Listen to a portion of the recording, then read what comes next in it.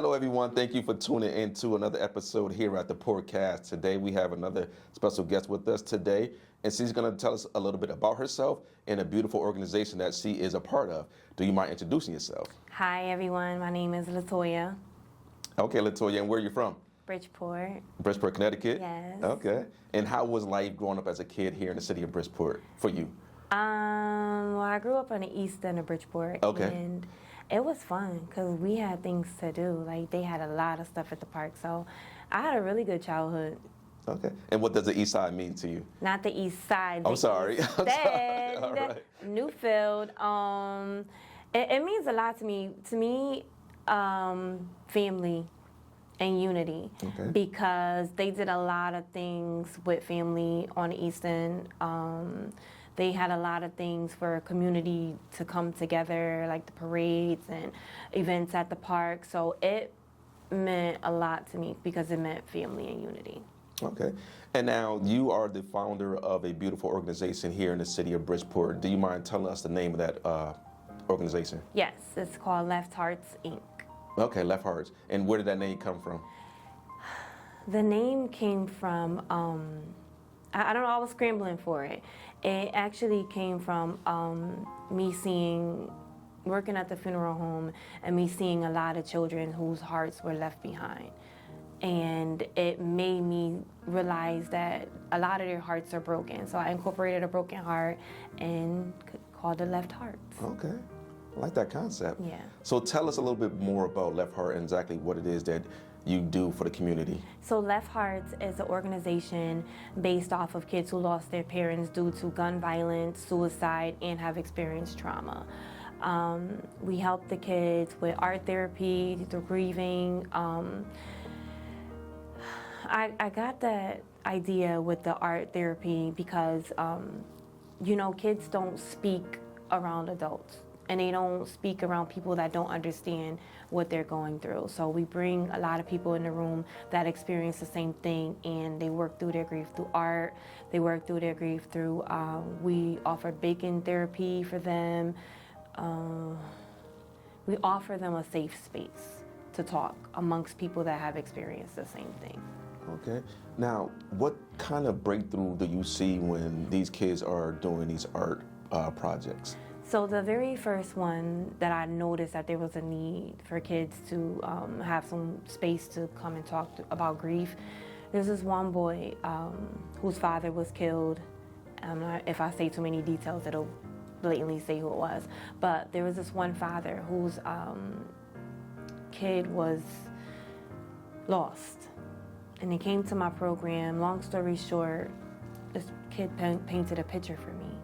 And the picture was like, it was red, it had a lot of dark colors in it. And this kid was angry. The breakthrough that I knew that this kid needed, because this kid told me personally that when he got older, he's gonna find the people who killed his father. And working with him through that trauma that he experienced, this is a one-on-one situation between me and this child. He no longer feels that way no more. He's always going to high school now. He wanted to hang out in the streets. He wanted to carry guns. He wanted to sell drugs. He wanted to do a lot of stuff. But me having that one-on-one encounter with him and allowing him to come to me to cry, allowing him to text me when he's scared, allowing him to open up and give him that vulnerability, he no longer feels that way. And it made me realize that there is a need for that, because these kids don't have an outlet because they think we don't understand. Each time we paint, it's like a different theme. Sometimes we're doing paint how you feel. If it's a paint how you feel, I keep it. If it's a specific, like we did minions one time, like angry minions, happy minions, those pieces I allow them to keep unless they want me to keep it. But the paintings that where there's self-expression, I keep them. And I don't sell them because it's more of a therapy thing, because again, I revisit that picture when they come back to me. I remember one kid, again, came back to me one time, and I kept their picture from the very first time that we had met when we were in the basement of Blessed Sacrament. And that kid explained that to me, that picture to me that they painted, without a blink in the eye. And I'm like, well, do you still feel that way? And they're like, no. Because you know why? I have God in my life. I know that I serve a higher purpose with my God, because their mom started going to church when this person died in their life. And they turned their paintings into greater rewards. And they reflect on it, and they're like, I painted that. And I'm like, yeah, you painted that. I didn't do it, you did that. And this was your grief right here. How do you feel? And just them reciting back to me how they felt at that time. Time changes pain in certain people. And in kids, since they're younger, it changes. Sometimes it changes it quick, depending on who they're around. But, I revisit them. That's why I keep them. For you yourself, was there any traumatic experience that you went through that made you want to do something like this in terms of giving back to the community? Or why did you want to give back to the community? Why you felt that there was a need for you to give back to the community? In this situation, I've experienced a lot, which is why I'm now going to school to be a funeral director. My niece, who will be 19 tomorrow, her father died of gun violence, and she never met him. Knowing how she grew up and the anger that she possessed sometimes made me realize, like, we need help. And she needs help.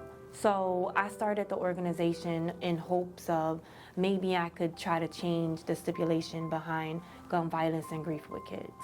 So the organization kind of started from her.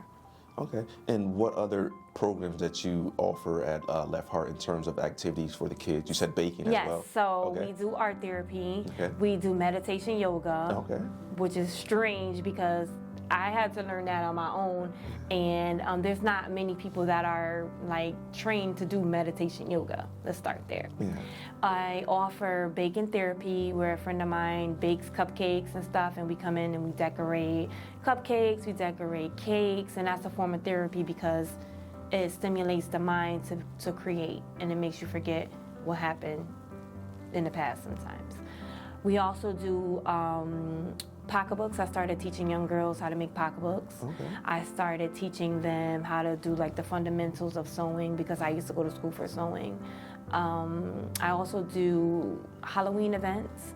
I do Mother's Day events, Father's Day events, any holiday you name, I do something for.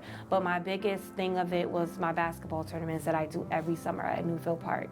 And that basketball tournament is geared to people who have lost their lives due to gun violence. So on the back of their shirts, it say, "We play for those who have lost lives due to gun violence." So it's very rewarding because we have a lot of people who have lost, certain people due to gun violence, whether it be loved ones, friends, cousins, aunt, uncle, you name it, they're out there. It's a free event where we give away backpacks, we give away free food. At any event that I do that has to do with Left Heart, it's free of charge. I don't charge anyone for anything, whether they show up or not. Everything is free. I also started this thing where we do drip bears, where it's this bear and it's a blank canvas and they pour the paint on it, creates its own design. And that has been a big hit with kids. And for you, what is the most difficult part of running this type of organization? Funding. Funding is the most difficult part because, again, I'm only one person. I do have 2 other people besides my friends that help me run my organizations. Funding is the thing that keeps us afloat, because without that, I can't run a program. Because, again, I don't charge anybody for anything. Anything that I do is free. But on the other side of it, personally, it's not being able to bring that loved one back. Because I see kids, they cry. No matter how many times I could personalize an item for them, candles, necklaces, pictures, having them paint pictures, I can't bring their loved one back. I can't mask their pain. I can't harbor their pain. Honestly, I don't know how it feels to lose a parent due to gun violence. I don't know how it feels to lose a child due to gun violence. So again, I can't really express, I can't really imagine their pain, but I can empathize with it. So that's like my hardest challenge, because, kids, they cry, and I can't do nothing but just hold them. And what's the gratification that you get out of doing all of this? On the left side, the left heart side of it, or the other side of it, because there's two sides to me that I get a big reward and gratification from. On the left heart side, it's knowing that I'm letting them know that they're not alone. I'm letting them know that there is somebody who still cares for them, and you can overcome your pain. It's always going to hurt. I can't bring them back. It's always going to, you're always going to have that space in your heart that's always going to be empty because your loved one is not here. But I can let you know that I'm here for you. I can always answer my phone call for you. I can be there for you, and I can help you work through your trauma. On the other side of it, which is the funeral side, because I see it from beginning to end. And for me, on that side of it, it gives me a great reward, because I know that if I make a body look good, you're not going to cry. You're going to be happy. You're going to be sad, of course, but you're also going to be like, wow, he looked good, or she looks good in that casket. Oh my gosh, she did a good job. So I get good rewards from that, because I know I did my job and I made that person look the best to my ability, whether they're alive or dead. So I get a good reward out of it, because I do my job and I do what was my purpose to serve in life. And where do you see Left Heart going in the next 2 to 3 years? I see Left Heart elevating. I'm not going to say we're staying in one place. I see us elevating, because now more and more people are starting to know who I am. They're starting to know what I stand for, and they're starting to realize that I care. They're starting to realize that not everyone sees death as a bad thing. There's also some good to come out of death as well. So I see us going up. We're in a stagnant place right now, but I see it going up. And how can people support you, follow you, get in contact with you, or perhaps getting some of their loved ones involved in your program? Mm-hmm. So we are on Facebook, which is Left Hearts Inc. on the Facebook page. I do have an Instagram, which is Left Hearts Inc. Let's see, my direct phone number is on there. We do have a space at the Innovation Center, which is 955 Connecticut Avenue, Building 1, Suite 1105.